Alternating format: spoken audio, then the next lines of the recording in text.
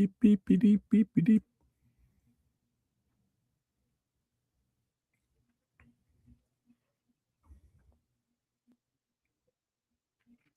Saludos and salutations, Broncos country, and welcome back into another exciting episode of Broncos Talk. Ladies and gentlemen, we have got a banger for you guys today. I know it. Libre knows it. Johnny Baki even knows it, all the way from halfway across the world where I think he's from, because I have no idea where Tennessee is off the top of my head.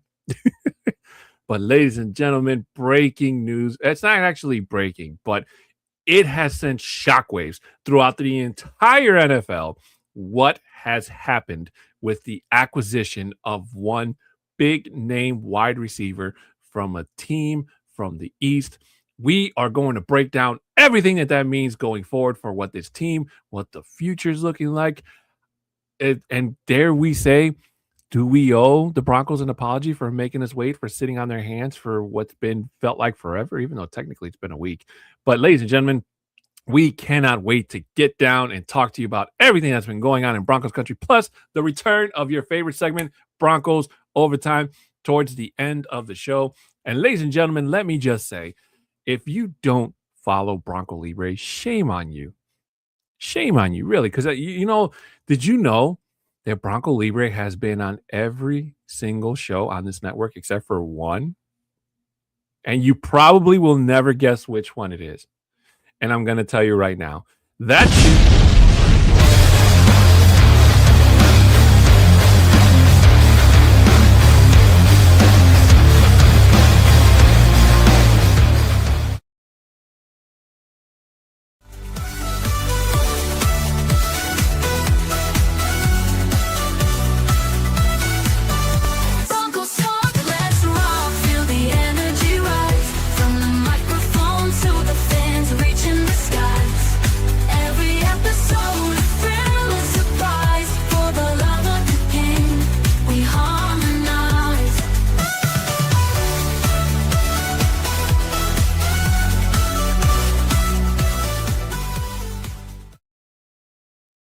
And welcome back in, ladies and gentlemen. My name is Adan Diaz, and joining me to my left or right, depending on which way you're watching, is my co-host, the one, the only, the incredible, my best friend, El Bronco Libre. What's happening, Broncos country?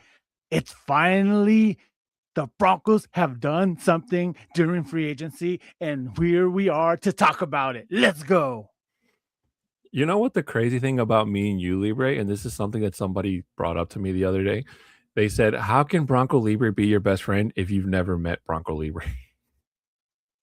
It doesn't matter what they say. We're on here face to face twice a week. It doesn't matter. And my rebuttal to that is, technically I have met Bronco Libre because he was on the flyer when I went to the game, and he was in the stadium like a section or two away from me. So we have been in the same vicinity.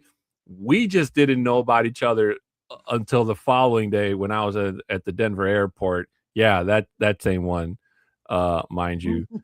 And until I was at the Denver airport, and Johnny Baki just helped me put two and two together. And if he would have called me and told me that 2 days before, I would have literally walked the stadium and found you. Like, oh snap, you're the guy from the flyer. Yeah, what's up, man? The crazy thing about that day, though, if you haven't heard, I didn't find out that I was on the program itself until that morning, as soon as we were actually being let into the parking lot.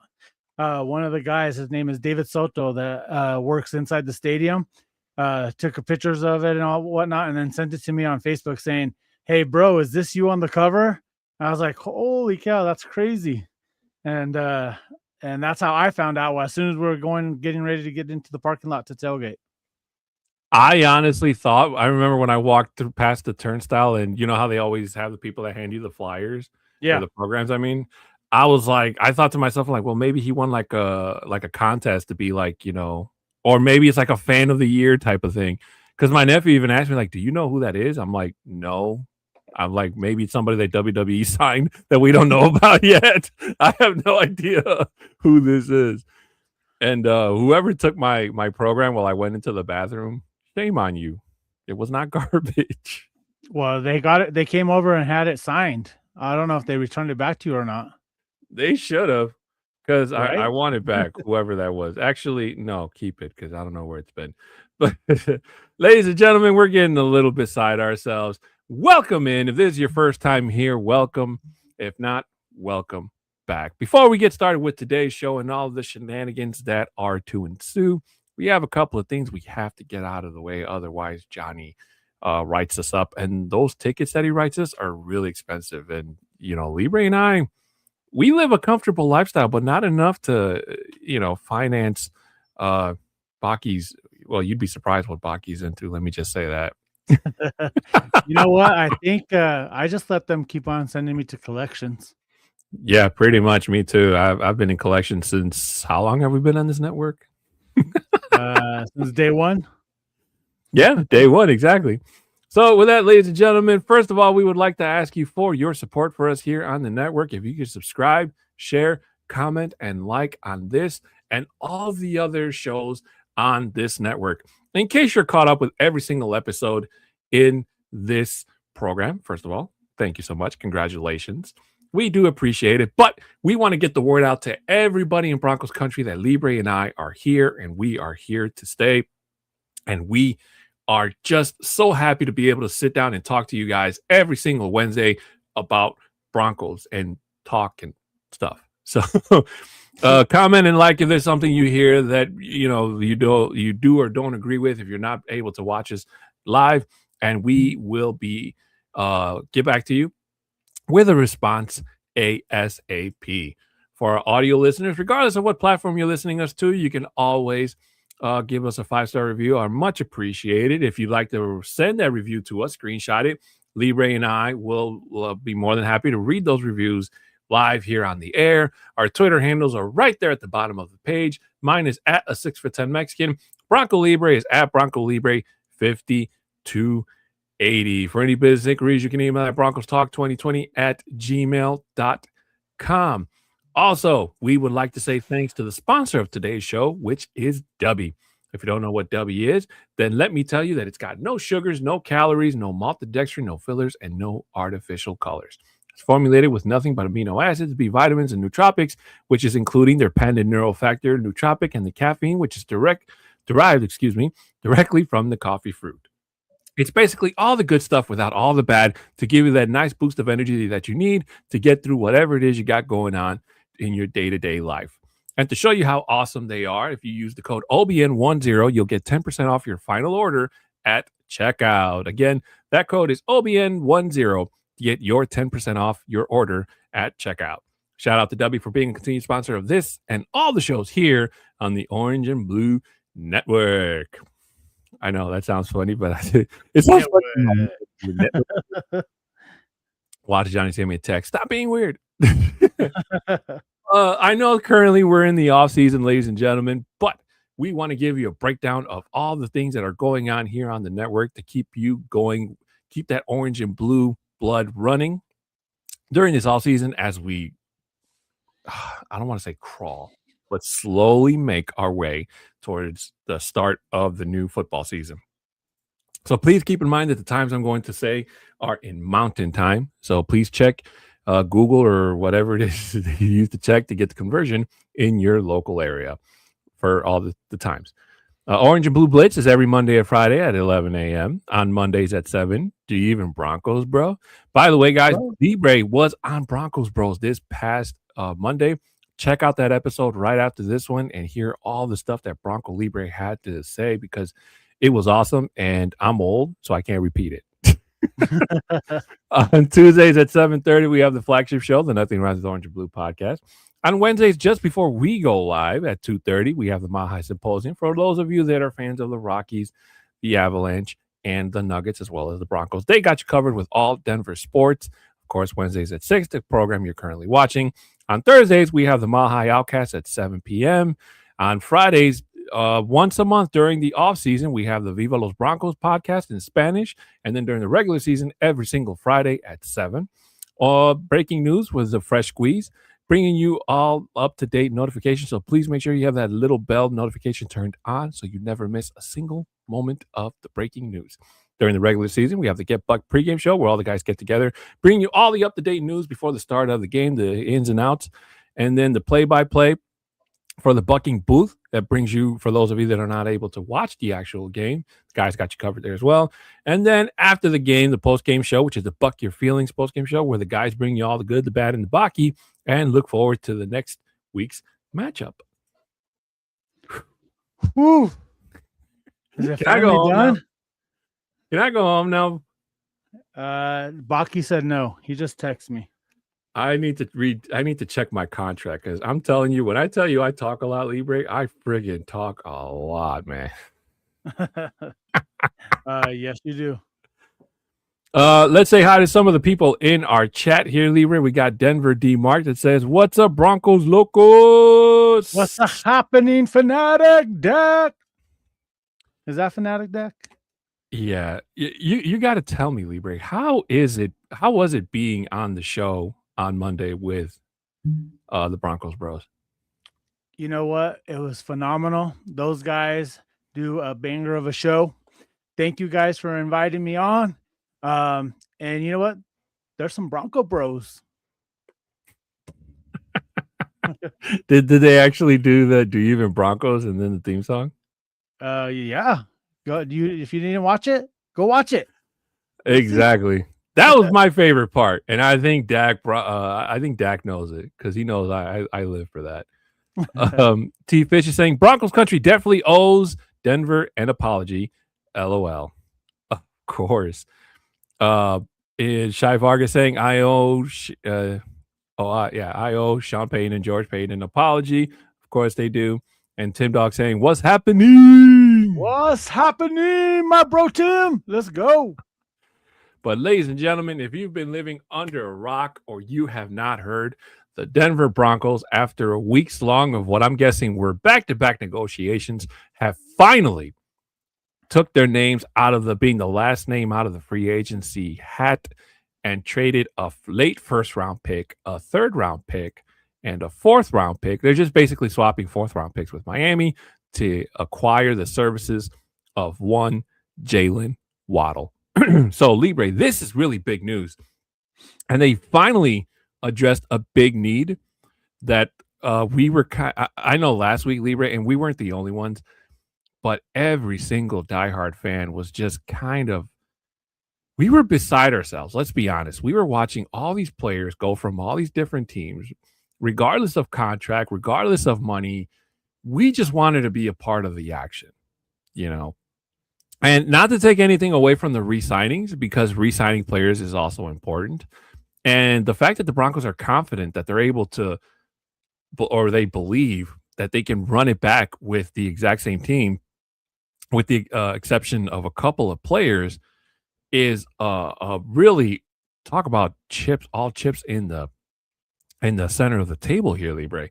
But getting a guy like Jalen Waddle is big. And for the last 2 days, I've been seeing mostly positive reviews about, people breaking it down, saying who won the trade, because that's always what people talk about during free agency when it comes to trades, who won the trade. And so far, Denver has been favored as the favorite in every single one that I've seen or read in terms of winning that trade. And that's exactly what it is, Libre, because if the Broncos hadn't pulled this off, as you stated earlier, and a lot of people have said the same thing, a guy like Jalen Waddle's talents is not going to be there at the 30th. Let's be honest. The Broncos would have had to give up either star players to move up in the draft to get a shot at trying to acquire the services of a wide receiver who could be that type of player. But let's be honest. Right now, the Broncos are not in rebuilding mode. They're in trying to win now mode. So, again, I do apologize to Sean Payton and George Payton, especially George Payton, because I was about to send him a letter if I could with my disgust. But thankfully, Libre, I didn't, and here we are. And it's such an exciting time to be a Broncos fan. So going back to this about what the Broncos, and we're talking about the crickets happening throughout this whole beginning of free agency, the quote unquote tampering period. But you know what was said, and I saw this this report and that Adam Schefter put out, and he said that the Broncos and the Dolphins have been in communications for the last 10 days prior to the signing yesterday. So that was right before the opening of free agency. So they've been trying to talk and they were going back and forth. It just took them 10 days to finally agree to this in particular trade. And again, the Broncos were interested with Jalen Waddle last year, and they were trying to get him at the trade deadline last year, and they didn't get him because at the time Miami was asking for too much. And I think I said this last week as well. And but you know what? They took time. They said that they weren't going to go in here and overpay for a free agent player, which in a way they're doing it the way that they've always done business. Look at what they've done. They've named their brand Great Value for a reason. And you know what? I feel like with this trade itself is a great value for the Denver Broncos. Not only for this upcoming year is Miami paying a good majority of Jalen Waddle's salary, and it's only going to be about a $4.9 million cap hit on the Broncos this year, which is phenomenal. He has 3 more years, including this year, that is going to be part of it. But you know what? This is what I love about this, is that they got the good value for it. And like how you mentioned earlier, when I was telling Adon here backstage, I said, you know what? I go, what we did is we gave up the number 1 pick, which we weren't going to get a value player there. Now, nobody that's going to have an impact, especially in this year's draft at number 30. We technically just gave them a 3rd round pick, and then we swapped 4th. We got a better 4th round pick than what they got. I think we have the number 11th pick in the 4th round, and they're getting the 30th. So that value alone right there is, why wouldn't you do that? And I think part of the deal was adding that 3rd round pick to finalize it. And what a great pick, man. I cannot wait. I saw that A-Rod from 850 KOA put out a pod earlier today, and I listened to it. Man, like I'm just excited for what Waddle is going to be able to do for this team. And he gives us the yak with a lot of people that we were lacking so much over the last several years. And I even said on Twitter to him, I said, A-Rod, I can't wait to see what he can do here in Denver. He's going to be a yak monster. And I can't wait for that, because you see it all the time. He leads the league in yak yards. So, Leroy, let me just ask you, since you're, if I'm not mistaken, one of, if not the only few members on this network that actually lives in Denver, when the news broke, what's the feeling been like? Has the local media picked up on it? Have you heard any type of buzz? Like, what's the feeling going on in Denver right now? It's the same feeling that it's going around Broncos country. It's everywhere. Like, as soon as it broke, it like spread like wildfire. My phone was blowing up. I had people sending me messages, and the worst part about it, I was at work and meetings and so forth, and I couldn't respond to people. I couldn't get on there and actually pick up because people were FaceTiming me and so forth, and I just couldn't pick up because I was in meetings. Like, sorry guys, I'm excited just like you guys. I can't answer right now, you know, that's the hard part. But yesterday too was so busy for me. Like I didn't respond to anybody. I was so busy. And by the time I got home, I was like passing out. So I was like, man, just exhaustion. And it wasn't just because of the news and all that. It's just because of work. But the excitement that Broncos country has, that we now have a wide receiver 1 threat, and what he is going to be capable of doing. Again, I still hear a lot of things as well that people are putting out there, saying that only if he stays healthy, that's the only going to be. You know what? You can't think that way. It's going to be that with every player. Just don't think that about being healthy anymore. Just say, you know what? He's out here. He's going to do his job, and we're going to be seeing him from week 1 to week 18, whatever the case is. We're going to be out there, and he's going to show up and show out. Can't think about injuries, because once you start thinking about injuries happen. So let's stop all that injury talk. He's going to be in here. He's going to he's already creating that buzz in here. You know, people, the Waddle, you know, get that Waddle out. Let's go. I want to see that. And right away too, like I was going around like in my meeting when I got that, I stood up and started doing the Waddle. And they're like, "What are you doing?" I'm like, "We just got Waddle," you know. So, but the buzz around Denver is the excitement. Now we have a true weapon for Bo Nix. Well, halfway. Well, we're about 500 something miles, Libre, 800 something miles, between Chicago and Denver, whatever the distance. But over here in Chicago, I was at work too, and somebody sent me a message like, "Hey, the Broncos are in talks with the Dolphins about a wide receiver," but they didn't say who. So in my mind, I'm like, "Oh God, please don't tell me they're trying to go after Tyreek Hill." Like, I don't know. I did not think Jalen Waddle. And then it's like Adam Schefter, like a couple minutes later, I got the notification like, yeah, the Broncos are in talks about acquiring Waddle. They were just working out like the back end of Details, it, the details. And then I'm like, oh, snap. If it came from Adam Schefter, then you know that it's a legit source. And I'm telling you, if I could do backflips, I would, but I'm too big and fat. So I just did like a jumping punch in the air. I was like, yes, the Broncos are going to get Jalen Waddle. And it's going to be awesome. And I know Miami Dolphins fans don't watch this show, but the ones that I've seen on TikTok, their hearts were broken, man. Oh, yeah. And I totally feel them. And I'll be honest with you guys, like my orange and blue heart is getting ready because I still feel that the Broncos might move off of Courtland Sutton before the start of the year. If they keep him, great. But I just have this gut feeling where it's going to be like, maybe not like when they traded Von Miller bad, but it's going to hurt. I do hope he doesn't go. I do hope he stays for the remainder of his career and retires a Bronco. But then again, we hope that for everybody that wears the orange and blue, let's be honest. Not everyone. Don't say that, because somebody from the same Alabama team that both Jalen Waddle and PS2 came from, they're saying, "What about the other guy from Alabama? We thought he was going to be good and all that." Oh, and, yeah. Yep. So look, I already say who. I don't even have to say who it is, and you already know. But even though they wear the orange and blue, like I don't want him back. I don't like stay in Cleveland. You're orange and brown now. Initially, let me say initially. But you're right. Not everybody that dons the orange and blue deserves to retire it. But then again, they hyped the hell out of Jerry Jeudy. Let's be honest. I mean, if you remember those hype videos like I did when that's all we had during the pandemic, I mean, you saw his training regimen, you saw those cuts. We thought he was going to be the next best thing. And I still have to eat crow because my best friend told me like, hey man, CeeDee Lamb he's gonna be the guy. It's not gonna be Jerry Jeudy, it's CeeDee Lamb. Like the Broncos drafted the wrong guy.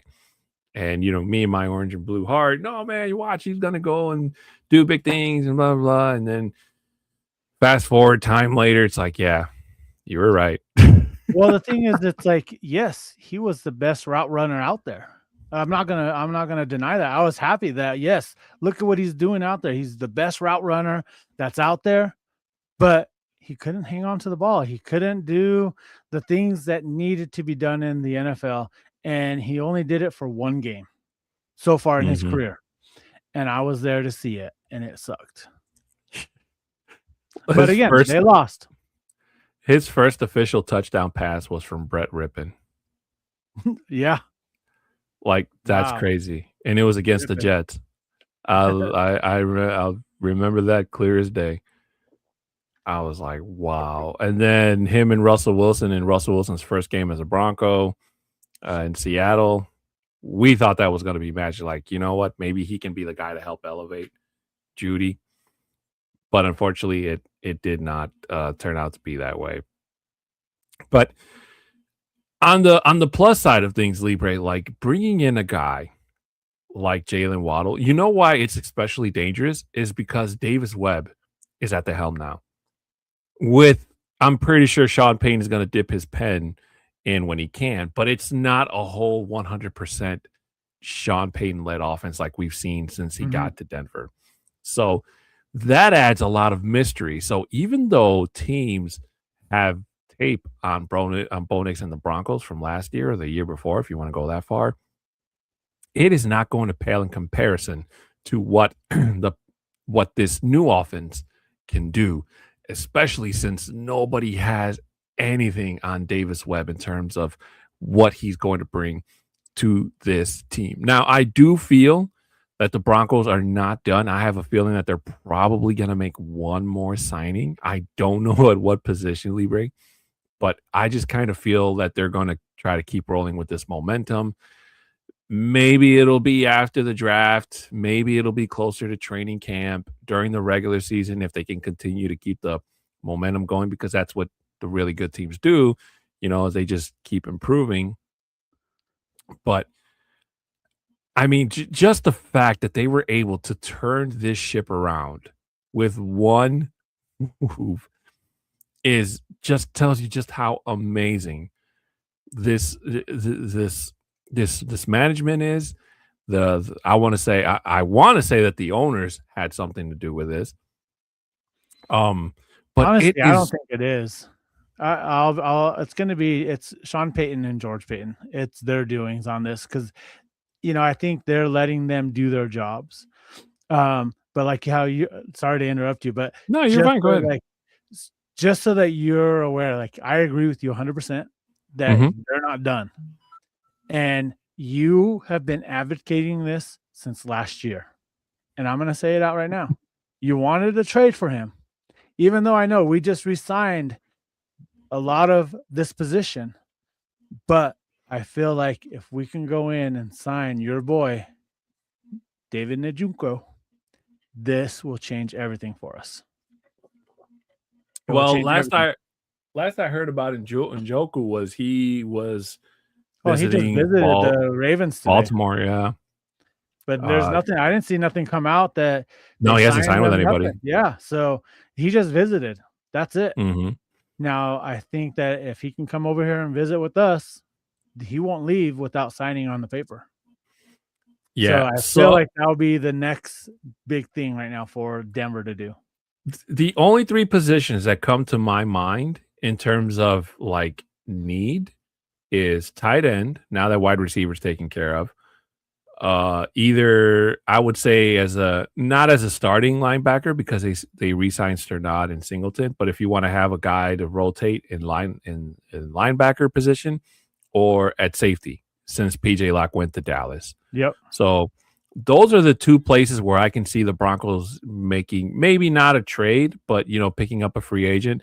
But those signings, if they do happen, will more than likely happen right after preseason, Libre, because after preseason, that all the teams make a bunch of cuts.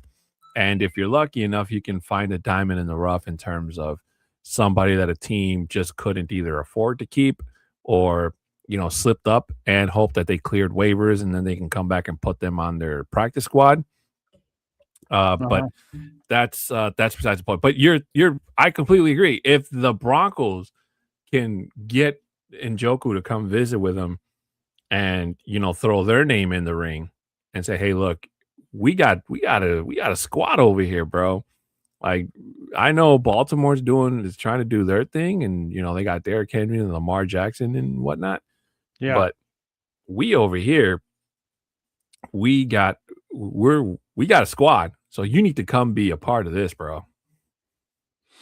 No, and this is what makes me so excited, just how we're right there. We were, again, one of three teams that didn't make any free agent moves. And these are the teams that were also in the playoffs, that went deep into the playoffs as well. And that's what excites me. Let's run it back with who we have. And yes, like how you said earlier, Davis Webb is going to be a factor in this. He is now the game caller, going to be able to control the flow of the game itself and get those in there. And I think that part right there is the game changer that the Broncos are going to need, and it's going to help out with everything else. And like you said, a lot of teams don't know what he really is capable of doing. But again, they already had him on the radar because there are several teams that wanted him to be the head coach. And he declined that and took his name off of that and said, you know what, let's run it back here. I'm the OC and I want to run the play calling. And that's where we're at right now. And let's just get us that couple more weapons that we need for him to get out there and prove himself. And I can't wait for that. Our offense is going to be so much better this upcoming year just by adding Waddle, and let's get out there. And the best thing about this is we're going to be waddling inside that stadium all season long. Touchdown, Bo Nix to Jalen Waddle. Let's go. I did tell Bronco Libre that he's going to have to go towards the staircase and do the waddle, because if you've never been to Denver, like those seats between the next row up, there's not a lot of room. There's barely enough room to walk past people to get to your seat. So, ladies and gentlemen, if you're going to do the waddle, at least lift your seat up. Give yourself some room. Don't try to do it with the seat down. Waddle. But yeah, Shy Vargas saying Broncos just signed a former Bengal, and that's what I was looking up while you were talking, Libre. And I found it. It's a free agent, Tyson Anderson, signing a 1-year deal with the Broncos. He's a 5th-round pick who became a backbone of Cincy's special teams unit in his 4 years with the Bengals. So I don't know who Tyson Anderson is. I'll be honest with you. So, like, my only thing is like questions have come up now is, all right, look at our wide receiver room now. Look who we have currently.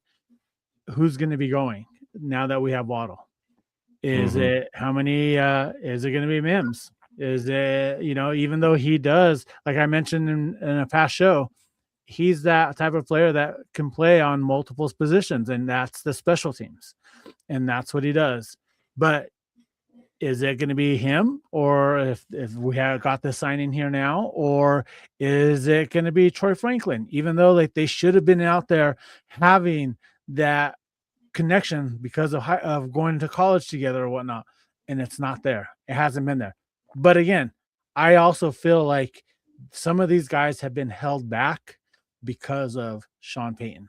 And I hope that now that we have Davis Webb being the play caller, that he's going to be able to incorporate all of these guys and get them in the position to actually excel and actually produce some numbers this upcoming year, which I feel like is a good possibility, because I do also feel that Sean Payton does hold people back a little bit. Well, we're kind of right back to what we had an issue with when we had Vele and Tim Patrick and all those guys. So we're right back in that same situation, Libre, which is the reason why I keep getting this feeling where I feel that what could possibly happen is that the Broncos deal Sutton, because Sutton has voiced some frustration with the Broncos in terms of getting a new deal. I don't think the Broncos are going to give him a new deal. As much as I love Sutton, and yes, excuse me, I've critiqued him on the show, rightfully so, but to give him that type of big money that he's more likely going to request is a really, really big risk. And even though the Waltons are a very rich family, they have to abide by the rules of the salary cap. So that's why I think that Sutton is probably going to be dealt sometime this year.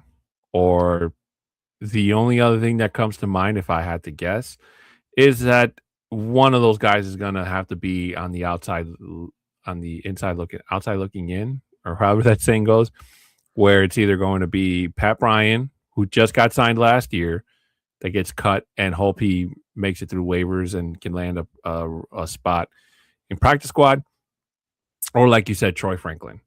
Those are the only two names that I think could be in jeopardy of being cut. I don't think that would happen, because there's no way that those guys would clear waivers and be able to be on a practice squad. They would get picked up almost immediately, I would say. So Cortland is not looking for a new deal. He just signed one this last year. Oh, okay. So I misspoke. My bad. Yeah, I thought he was looking for a new deal. I know he signed it. So he just signed that big deal last year. It was a 4-year deal for $92 million extension that will run through the 2029 season. Then what was the whole frustration about then? I thought it was about a new contract. I don't think it was. I think it was more of get me the damn ball, he's probably saying, or something like that. But I don't know what all of that is, but yeah, he just resigned back in July of 2025. So Okay. Well, I misspoke, ladies and gentlemen. So, shout out to Bronco Libre. Thank you for correcting me, clarifying. I thought it was a contract dispute because 9 out of 10 times when they unfollow and they do the whole mystic thing, like I'm gone, it's like I didn't even yeah, think about looking up his you know what? contract. Honestly, like I see where you're saying that, but again, like, and I think it is because right before the free agency, his video that he said, about the end of an era or whatever. But I feel like that was just after year one of the new contract, after the end of the 2025 season, because that happened back Mm. in February. That video came out, and it's just now weeks later it came up and people are just saying, "Oh my God, look at he's going to be traded. There's something going on that he might be released by the Broncos." And then, you know what? Again, the Broncos are not afraid to say get rid of a contract or whatever. But I don't feel like that's what's happening here. He was just saying, you know what? It was a great 2025 year. It just sucked the way that it ended, but it was a little cryptic as well. But I feel like everyone was seeing it later because somebody had posted it and whatnot, or one of my buddies actually sent us a text, and he goes, "Oh my God, something's going on with Cortland." And I click on it. I was like, "Oh, this is the video I saw back in February." And I actually clicked on it, and that's exactly what it was. It was just right after the Super Bowl. And I was like, "Bro, this happened right back in February." He goes, "Oh, good catch. I didn't even notice that. I thought something was happening with Court, saying that he's already gone and all that." And like, this was literally right before the free agency started. So, people just don't look into stuff like that as well. So if do a little bit more research with some of those people that say, "Hey, this is what's happening, what's going on." But yeah, Brandon, I'm calling you out. Hey, one thing I will say, and I won't always be right when you hear me talk about stuff. I Oh, will I'm be always wrong right. at times. So I am never afraid to say, "Hey, look, I got something wrong. My bad." So just for the record, but sometimes I go off of certain feelings or notions instead of looking Totally things up. understandable. I get it. So it's like that's just what I thought was going to happen, you know? Yeah. And when we were a week into free agency and we saw that the Broncos were not making any moves and they were just re-signing all these other players, and their most drastic move was letting go of Dre Greenlaw, it was like, okay, so I guess the Broncos are trying to make history. I don't know if that's actually a thing, but they were trying to either create history, a historic moment, or replicate where one Right. team didn't do squat during the free agency period, not because they didn't have the money, but just because they just didn't freaking feel like it. If this would have been last year, Libre, I think most people would have understood because it's like, all right, they're still under the Russell Wilson deal. They got to get under it. They don't want to end up in any dead money cap hit type of stuff, like the Dolphins, for example. And sidebar here, I'm surprised that they're hanging on to Devon Achane because if I'm not mistaken, Libre, they're like $130 million in cap hell. So they're going to be rebuilding for a while before they get out of all that debt. Well, it is a fire sale right now, Yeah. down there. Even though they said he's untouchable, I think Adam Schefter just reported out today that several teams have reached out to Miami for Achane. So yeah, I wouldn't be surprised anytime between now and leading up to the draft or even draft day on day one that he's dealt. I will say though, and I only say this because my brother's a big Malik Willis fan, but it had to have been pretty deflating for Malik Willis. I mean, the guy finally gets a chance to be a starter on a team, and you take away one of the best players on the team. Your wide receiver one, that's like the crazy part about it. And it's going to be really hard to pass judgment on them this coming season because it's like if Miami tanks like a lot of people believe that they are, it's like who are they picking number one? Arch Manning, maybe. There are people that are calling Malik Willis a bridge quarterback. Oh yeah, and I think he is as well. He is just for this year, and because I feel like this is a true rebuild for them, and even Mhm. though teams don't like to say that that's what's happening, but you could see it. Somebody has already said or put a picture out saying, with the number 1 pick in the 2027 draft, the Miami Dolphins select Arch Manning. Yeah. So it's already out there. All Manning has to do is declare he's it. Yeah. But they're gonna have some competition, Libre, because there's not just one bad team in the league every year. There's like The Raiders. top 10, I want to say. The Raiders could be bad for another year. It's going to take some time for them to get You know what? everything going. With Kubiak out there, I feel like he's going to do a good job for them. But they still be the bottom of the barrel in the AFC West, so it's okay. Well, the only thing that could ruin the Raiders even more is their ownership. So I'll give credit where credit is due. Picking up Kubiak was a good choice. They're more than likely going to pick up Mendoza. They spent a hell of a lot of money in free agency, and they did what they need to do. The only setback that they had was the whole thing with Max Crosby, which even to this day, Libre, is still making headlines as to how everything went down.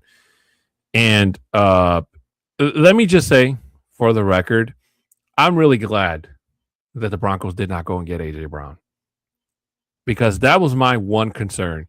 And every time I saw an Adam Schefter tweet, like my heart skipped a beat, because I'm like, oh God, please don't say that they picked up A.J. Brown, because I don't know. I know Broncos country wanted a wide receiver, and I know that Brown fits a couple of those requirements. But ladies and gentlemen, you do not have to be an Eagles fan to know what A.J. Brown was doing to that offense when it wasn't clicking. The last thing that this team needed or needs is a diva wide receiver.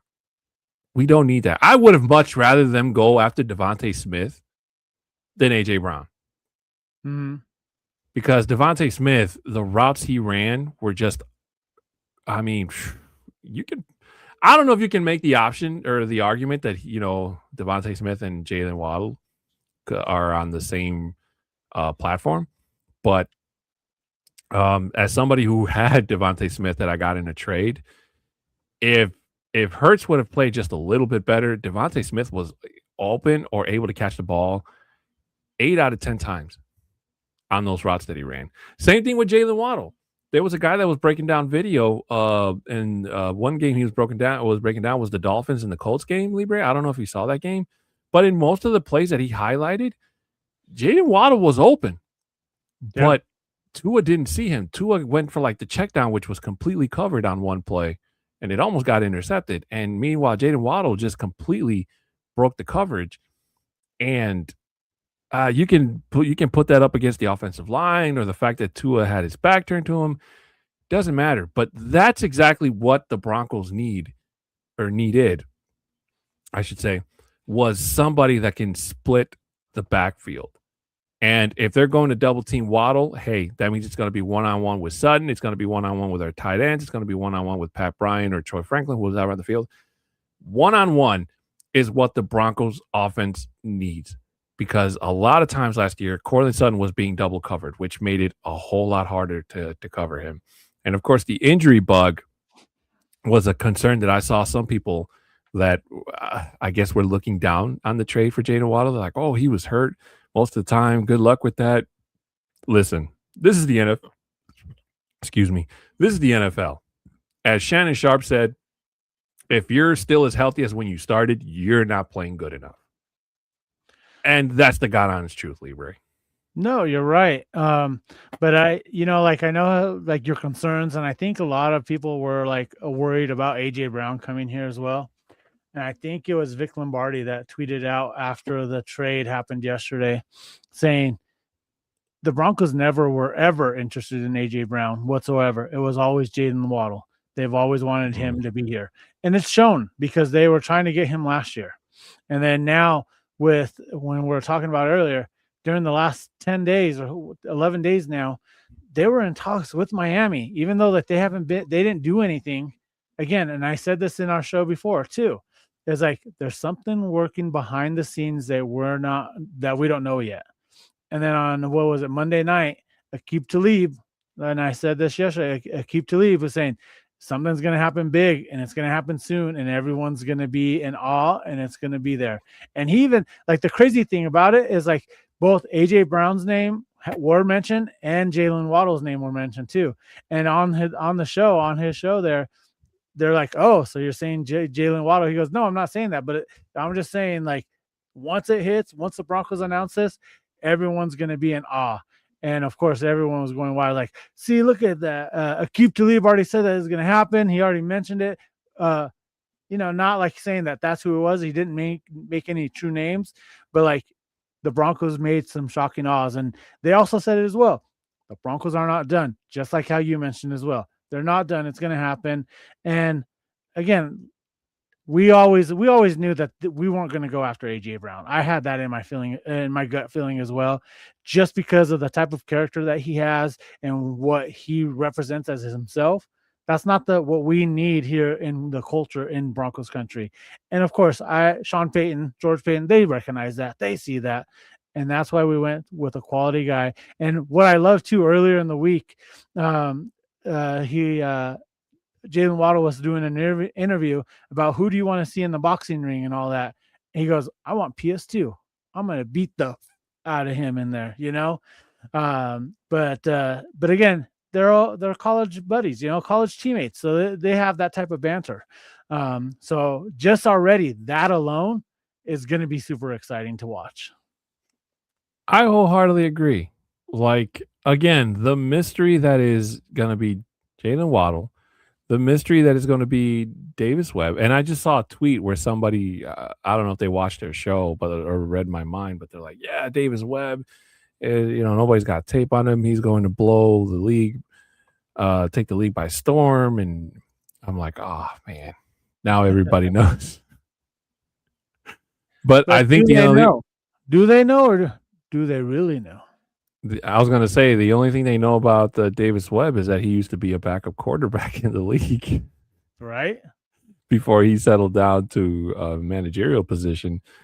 And that's about as much tape as they're going to get on him. But that's not going to be anywhere near helpful to what they have or what he has, I want to say, in store.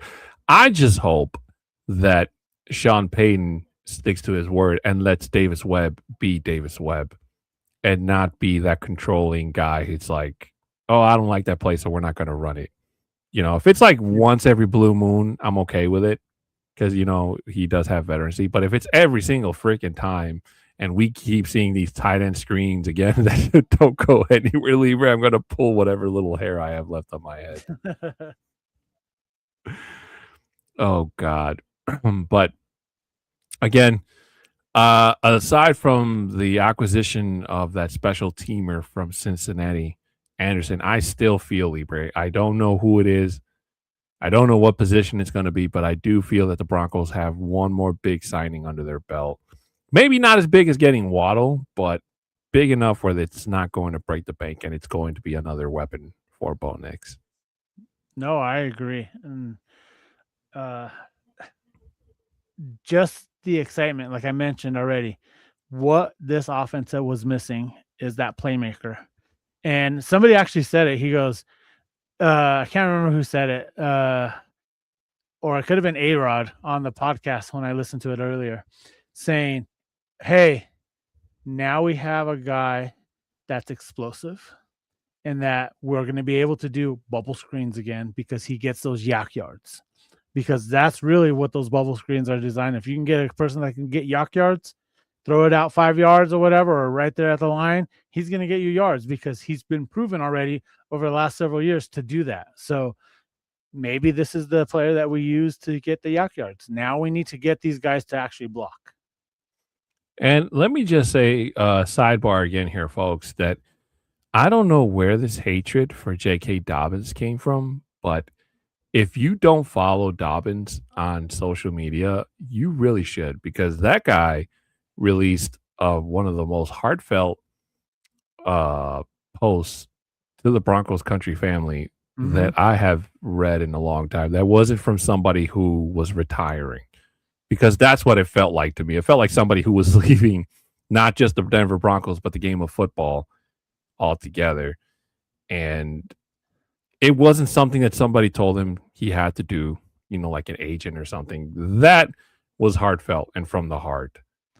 It was just right after he re-signed. And you have to know, like, even during the season, he goes, I'm a Bronco. Like, and that's the strange thing is, like, once you get here, the culture here in Denver is so phenomenal. That alone, like, you hear it from Von Miller all the time, every single time. He goes, get me in there. I don't care how much, like, you're still gonna have to pay me. He goes, I'm not gonna go there for free, but this is what I bring to the table. He goes, he's a Bronco for life. He's a fan of the Denver Broncos, even though they cut him, or not even cut him, they traded him away. They traded him away and say, you know what, like, go out there. But again, they gave him a good service. He went to the Rams. They won a Super Bowl that year. But the thing is, it's like he loves this city, this team so much that he wants to come back. He may not come back as a player and do all that, but guaranteed he is going to come back on a one-day contract and retire as a Denver Bronco. That's a guarantee already. That's not going to be any question about that.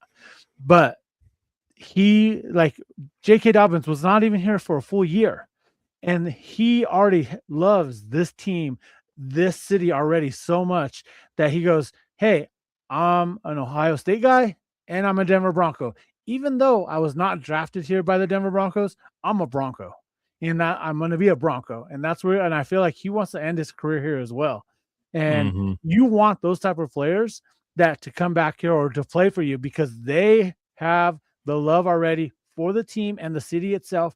And that is what you want because they're going to do anything to help this team win. And we see that in J.K. Dobbins. Yes, he got hurt, but the thing is, let's get him out there. And when he was out there, he was phenomenal. He was a great asset to the team, and he was producing. Now let's run it year 2. Now with RJ Harvey as a year 2 player as well, that he now will understand a little bit more of the offense and whatnot. I feel like this is going to be a two-headed monster in the backfield that I don't think teams are going to be able to stop. And especially with Davis Webb now running the offense itself like that, it's going to be crazy, and I'm super excited for it. I can't wait for training camp so I can actually see it live before anything else happens, before preseason games and all that. Well, that's actually a good point, Libre. Do you think we'll see Jalen Waddle in some preseason action? Oh yeah, I think so. Just like any of the other starters, we'll see them for the first drive or 2 or whatever, but he'll be out there. Yeah. I didn't even think about that, Libra. I'm so used to, for some reason, like, remember that season where none of the starters played in the preseason? Oh, that was Russell Wilson's first year. Yeah. Where they were that confident. I was like, wow. Yeah, that was Nathaniel Hackett. I was like, damn. That's going to make for the great, like, Hard Knocks part of the episode. You know what? Like, the crazy thing about that, like, the Denver Broncos, the Hard Knocks has not been in Denver in the 20-plus years that it's been happening. And for the longest time, I even hear some other people like, I'm surprised the Broncos haven't been on there. There's several teams that have been on there multiple times already. But I feel like if they're going to continue to do it, which I think they will, they'll probably have the AFC West as the in-season Hard Knocks. They'll do the AFC West. I wholeheartedly agree. Ladies and gentlemen, we're going to get an early jump start on the next part of the episode, which is, ladies and gentlemen, we have reached the end of regulation, which means it is now time for overtime. Let's go.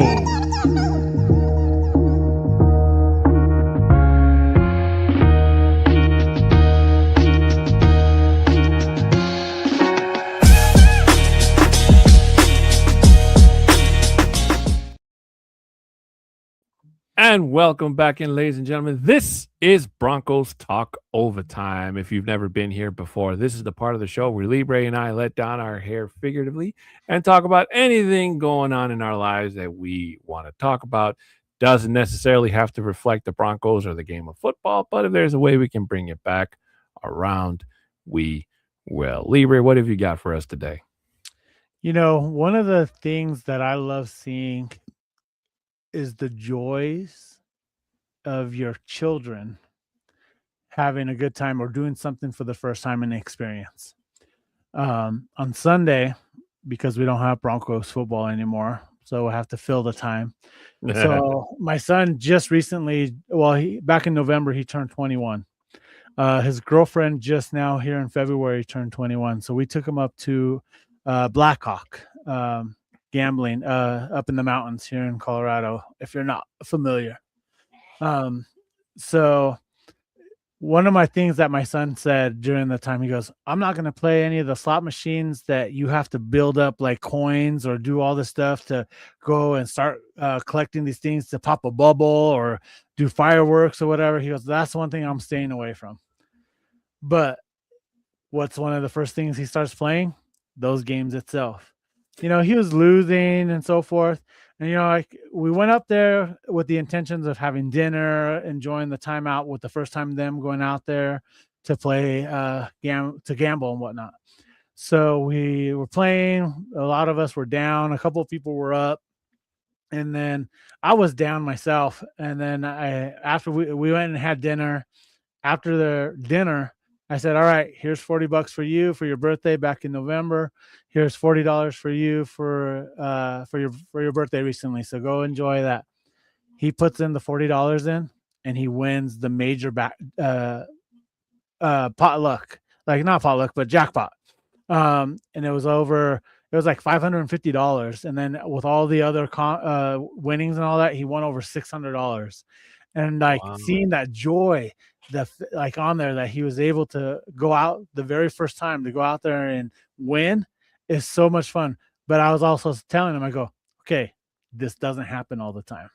I go, yes, it's your first time coming out, but let me tell you right now, this doesn't happen every time. You'll probably come home. If you go back up, you'll go home losing money. So I told him this, I go, if you're going to go up, this is a life lesson. And this is for everyone.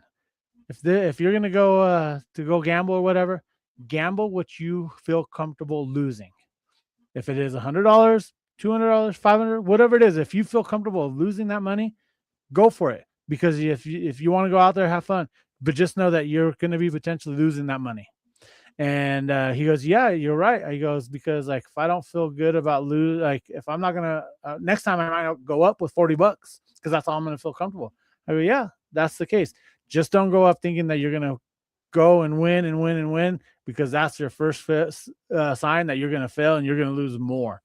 But I feel like by me telling him that before his big win, he's like, you know what? You're right. He goes, and we went to the ATM. He pulled out some money. He goes, I feel comfortable about pulling out $100 and that's all. So, yeah, I'm just happy about that. Like to be able to get them out to get out there and him winning big, like, $550 for somebody that just turned 21 is a lot of money. So he's like, oh my God, that's so exciting. And right away I go, cash that out. Let me go and exchange it and I'll go get you the money. Cause he was still playing and all that.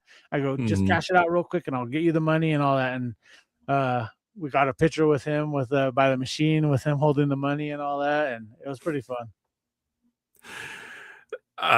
You know what, Libre, that just reminded me of when I went to Vegas 2 years ago. I don't know if I told this story on the show, but I only took $100 with me. And I'm like, I'm either going to multiply this or I'm going to lose it.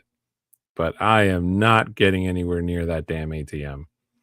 So as soon as I I forgot what casino I went in. I think it was the Fremont in the old strip. Yeah, in the old strip. Whatever that, I don't know. I forget. It was like the one at the very end. Oh, yeah. I remember that much. And I walked in there and they had like this horse game, like this electronic horse game where you just bet on which horse you think is going to win. And I was like, okay, I just put $20 in and I won like $80.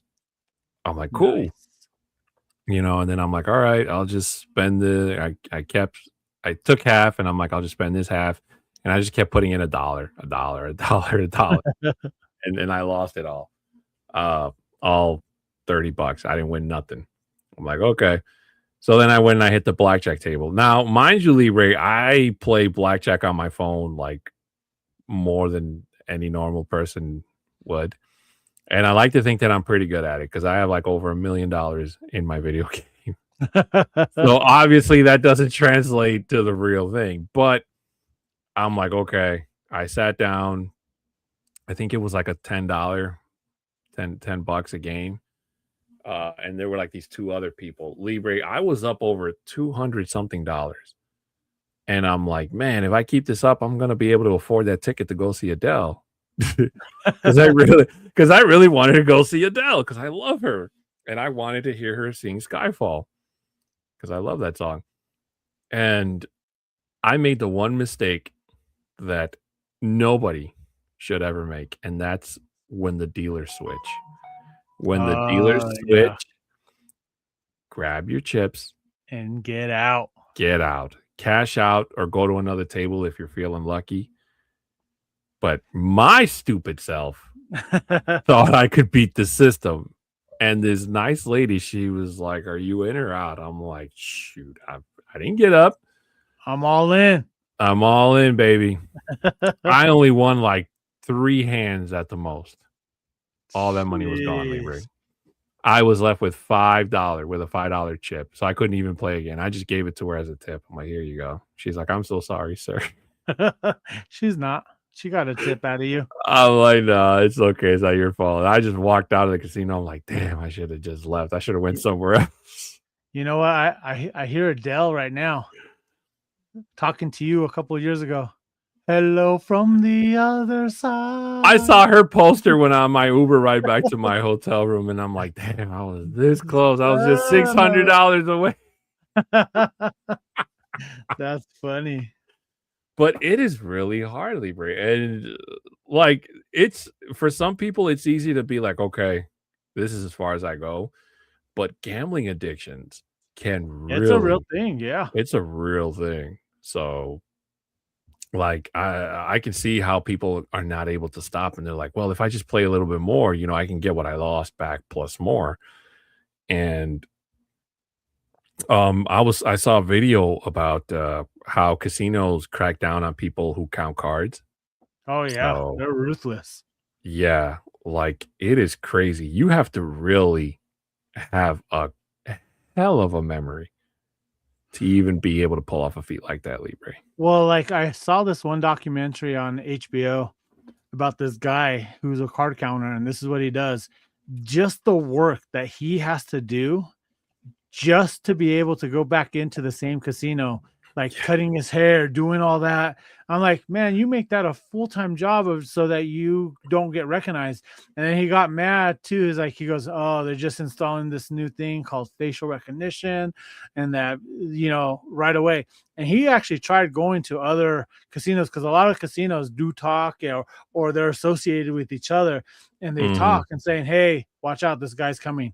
And he went to another one out of, out of state, I think in Indiana somewhere. And it was like I don't know if it was a Bally's or a Hard Rock or whatever, but he was trying to get in, and right away saying, the security goes, we were expecting you to show up here. You're not welcome on the property. You need to leave. And then one of the casinos, I can't remember where they were at, they kept $40,000 of chips that he had won. So he ends up calling the cops saying, hey, I want to report a robbery that this casino stole my money and they're not wanting to give me. Eventually he got the cops there, and then they end up giving him his money. But, you know, of course they don't want to lose. Yeah, he was tracking it and doing all that, trying to earn $1 million in a year or whatever. And then his wages, like just the betting hit goes up and down, and he just tracked the whole thing on a chart. It's just crazy. Like there's a point where he was up at $600,000, and then like over a course of a week, he went down to like $200,000. He goes, man, sometimes you hit a run where you just lose. But it's just crazy. But some of those guys that can count cards, they're like really good. But Vegas catches on quick, or the casinos catches on quick on you guys, because they don't like losing money, and they review those tapes when they see a big loss that night. They're reviewing like, what's happening here? Can you tell if they're counting cards? They can do that. And sometimes with the blackjack, the dealers, it's a 6-deck of cards that are being dealt, you know? So like I don't know if you ever seen the kids from MIT. There's a movie called 21. You know that's what they're doing. Like going in there, the whole system set up, and it was like it's nuts. And yeah. Well, when I went to Vegas for 3 different reasons, Libre. The first one was it was my birthday weekend. The second one was because the Broncos were in town that same weekend. It was the last game of the year, week 18, meaningless game against the Raiders. It was Russell Wilson's last game as a Bronco, even though he didn't play. And the third one was I wanted to walk in all the casinos where the Ocean's 11 movies were filmed because that is my favorite movie of all time. Like I could watch that movie a million times and never get bored of it. I know every single line. I know every single job they pulled from all 3 movies. And I just wanted to walk the casino floor that they supposedly robbed in the movies.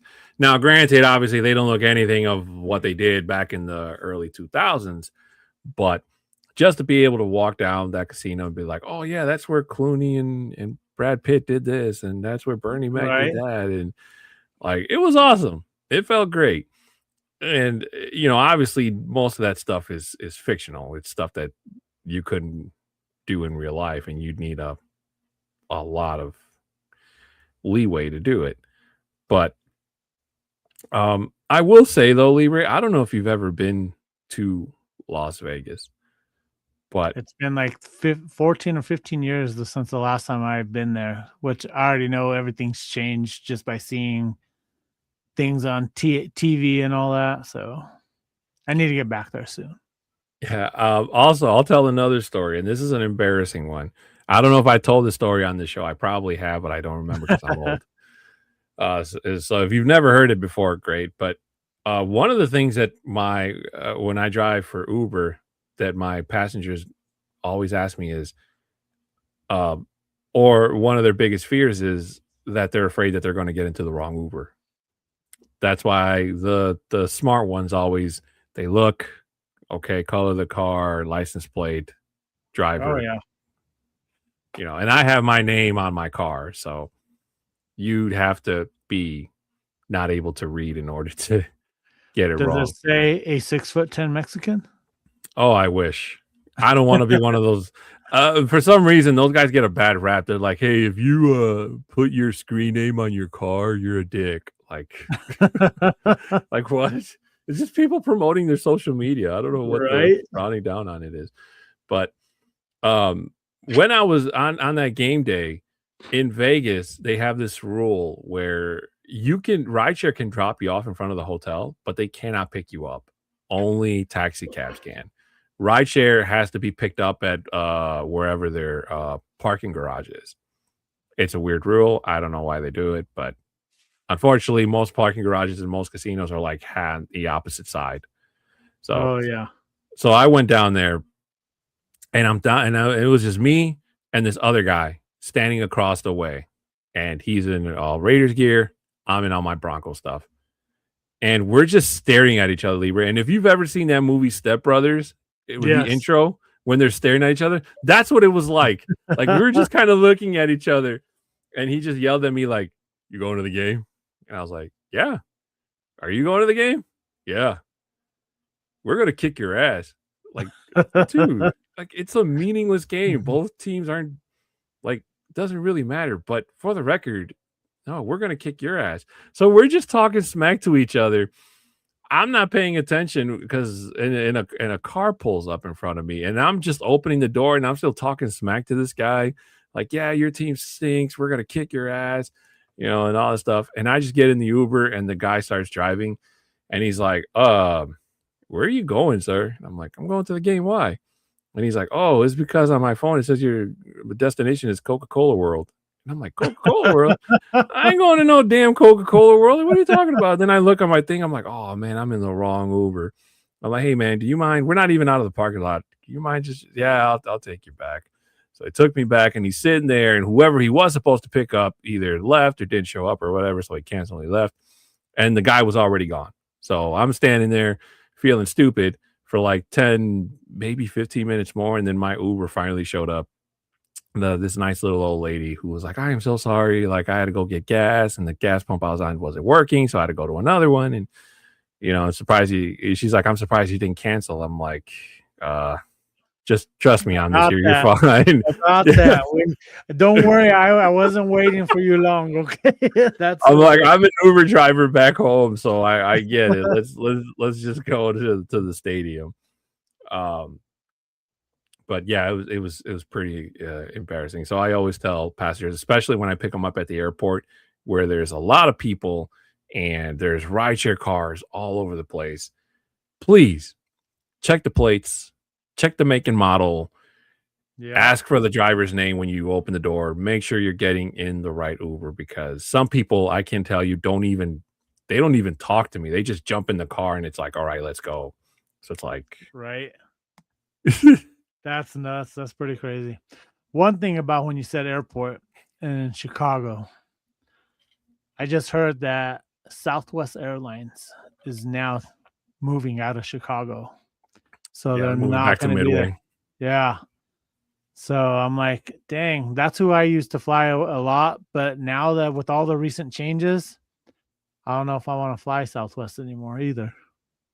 Yeah, I totally agree with you, Libre. And I said the same thing to my nephew. I'm like, nephew, I don't think we're going to be going back to Midway anytime soon, because Southwest is wow, and they want you to get that stupid credit card in order for you to get your 2 free bags. But you know what, even with that though, it doesn't matter. Even if you've reserved, say, seats and you get all the confirmations, there's stories that are out there that if somebody buys that premium business class, whatever, and they'll boot you no matter what. Even though you have your seats, they'll boot you and whatnot, which at that point is like, why even do this? Like, why set up the assigned seatings if this is what you're going to be doing? You know what, Libre? I'm curious, since we're talking about airlines. Let's see.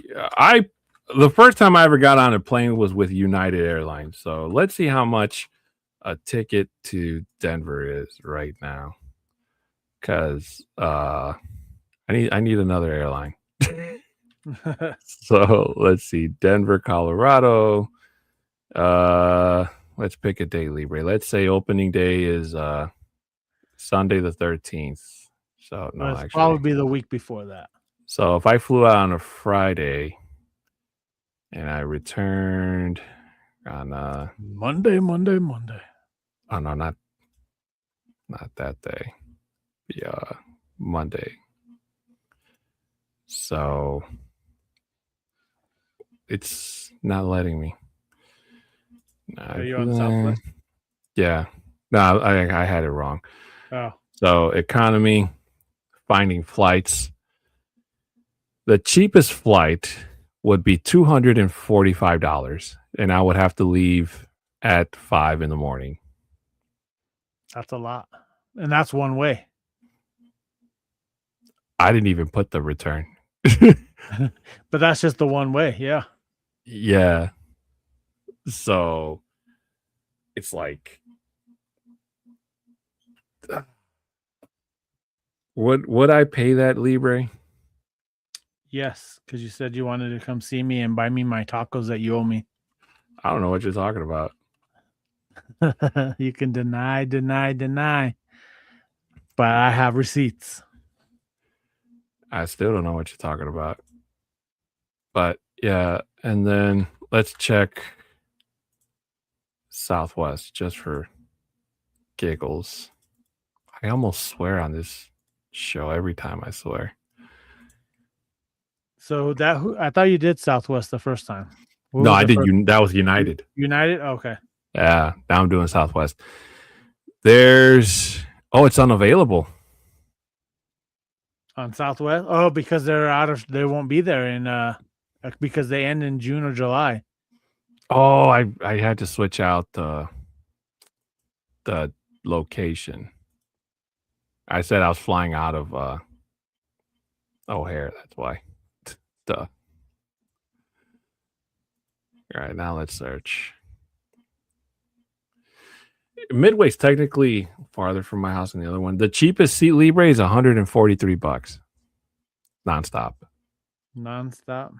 6:45 a.m. So it's either I pay $143 or I pay $245. Okay. Yeah, I was looking about the same way if I flew out from Denver to Chicago to 143 one way. So it's like I would have Yeah. to start saving up now, Libre. Well, that's why I tell people, like, start saving your money. If you're making travel plans, you need to start saving as of yesterday. Yeah, but you know what? Airfare is not the thing I waste the most money on. Not even hotel stays. It's It's food. not even food. It's rental car, bro. Rental Wow. car has been my biggest expense because that's the one thing I can't get a deal on. Last time when I rented my car, I saved up enough points so I got like a day or two for free. So I only paid like a quarter of what I would have paid if I would have had it, Okay. if I would have booked it for like a whole week or something. So, uh, and it's like, yes, I could use rideshare from the airport and to get around, but when you add up everything you spend, it almost comes out to what it is if you would have just rented a car, Yeah. with the exception that you can go wherever you want. You know, like that hybrid Toyota Corolla I rented. I love that freaking car. I was driving around all of Denver, Libre, and I only used like a quarter tank of gas, and I filled it up with $7. There you I go. I still have the receipt from that day. Like, I could not believe it. I showed my nephew. My nephew's, like, watching me act like an idiot at the pump. He's like, "Uncle, what's going on?" I'm like, "I only put $7 in this thing, it's already full." And we've been driving around Denver like crazy, and he's like, "Well, yeah, it's a hybrid. It uses half electric, half gas. That's why." I'm like, "I know. I want one of these cars. I don't wanna give it back." That's funny. Oh, that's Hey, gonna be have you my next ever looked delivery. into actually purchasing one?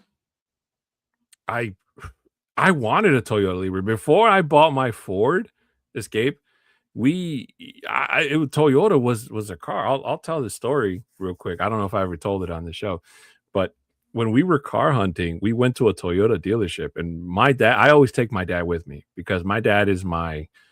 He's always been the guy that can do the mathematician because he can do numbers in his head about as fast as a calculator. I can't do math to save my life. I see a bunch of numbers, I get a headache. So, and he was going to be my co-signer at that. So we went and we looked at this really nice Toyota Corolla. I think it was a 2018, 2019, something like that. It had about 18,000 miles it was used, but it looked really nice. Only had one owner. And so we went back to the guy's desk. We started crunching numbers. We ran credit reports, all that stuff. And so the guy was giving me one number on a sheet of paper. My dad wrote down a different number because he added it up himself. And while the guy was talking, my dad taps me on the shoulder and he says, "Hey, I don't know where that guy got that number from, but this is the number I got."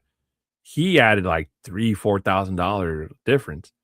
So the salesman stopped talking and he's like, "Hey, what's going on? What are you guys talking about?" And I'm like, "Oh, my dad says that the number he got is different from the number that you got." He looks at the numbers and he's like, "No," he's like, "You can punch in the calculator if you want. This is what it is." And I did. And I'm like, "Well, you're kind of off." And I'm like, "My dad is kind of right." And the salesman made the mistake where he kind of just told me, like, ignore my dad, just listen to me. Yeah. And my dad is one of those old school Mexican. And he got up and we were with my mom. He grabbed my mom's hand. He's like, "Hey, let's get out of here. Like, F this guy." So they start walking out and I get up and I start walking behind him. And the guy gets up and he's frantically trying to stop me. He's like, "Hey, where you going? Like, let's sit down and talk." And I'm like, "Hey, listen, you just talked yourself out of a sale. And if I were you, I would not follow that man into the parking lot because it's just going to be trouble if you don't leave him the hell alone." Right. So I'm like, "I'm sorry." And we just walked out, and the whole ride home, my dad was like, "Yeah, that guy's fucking nuts. He, trying to sell you something you don't want, and he's just adding all these extra fees and taxes and blah, blah, blah." And I'm like, "I know, Pop. I know. I appreciate you having my back there because that was just awesome." It's funny. That is crazy. And that's one thing that I love about Mexican dads. they don't take any crap, especially at car dealerships. And that's like how my uncle was. He goes, "Oh no, we don't want that. Nope. I'm here to negotiate for this, this, and this. Oh, and that dealer handling fee that you charge, take that off because that's nothing. All you're doing is you're paying somebody to go around and wash cars every day. You're not putting that on me." If I would have known at the time that there was a hybrid version of my car, I would have told him, "Hey, ship that bad boy here. Let me know when it's here and I'll come get it." But I didn't find out there was a hybrid version until like a couple months after I bought that one. And it's like, yeah, we have a hybrid version now. And then the next year, like, oh yeah, we're going to discontinue the Ford Escape. We're not making them anymore. So I'm like, oh, that's fantastic. I'm like, that sucks. But it's like a hybrid car.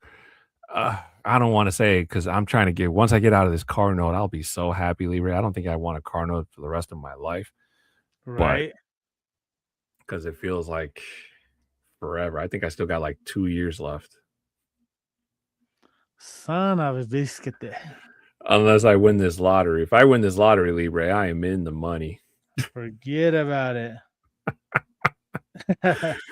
I'm going to buy the most expensive Mustang I can find and not drive it because it'll more likely be a stick shift and I can't drive stick. Right. Why can't you drive a stick? I don't know how to drive it, bro. I drove a stick one time in my whole life, and that was from my boss a long time ago when I used to work at this furniture warehouse. And all you heard was. Well, that was like the very first car my uncle took me out driving was on a stick. He goes, "You're going to learn one way or the other. Like you need to learn. This is how you're going to learn." And my first car I bought was a little Ford Ranger 5-speed. Like, and I loved it because like you have so much more control of the car. Yeah. When you drive manually, a manual car. Yeah, because you control the gears. Yep. But if there's nothing else, Libre, that's going to do it for today's segment of Broncos Overtime. Libre and I would like to say thanks to everybody in the chat today that stuck around. Shy Vargas, Tim Dog, T Fishes, and Denver D. Mark. Thank you guys so much for being here. And thank you guys watching us from whatever platform, YouTube, Twitch. We have a viewer on Twitch, Libre. I still wish I knew who it was. You know, every time I try going in and because I connected to my Twitch account and I don't know who it is. Yeah. So mystery viewer, thank you. Feel free to reach out to Bronco Libre and let them know who you are. But before we head on out of here, ladies and gentlemen, just want to remind you guys, if you could please do us a big favor by subscribing, sharing this, commenting, and liking this episode, this show, this channel, this network, so we can get the message out to everybody in Broncos country that we are here. For any business inquiries, you can email at broncostalk2020@gmail.com.